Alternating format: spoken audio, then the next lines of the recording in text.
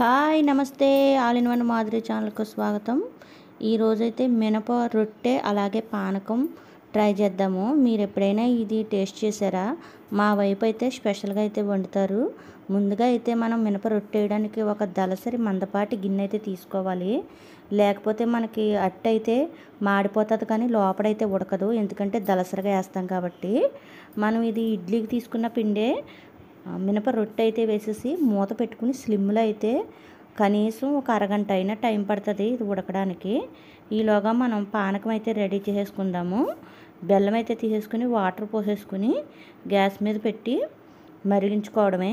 ఇది తీగపాకం రావాల్సిన అవసరమే లేదు, జస్ట్ 2 పొంగులు పొంగితే సరిపోతుంది. ఈ విధంగా మరిగించుకున్న మన పానకాన్ని అయితే తీసేసుకుని చల్లారబెట్టుకుని ఓ బౌల్లో తీసేసుకోవడమే.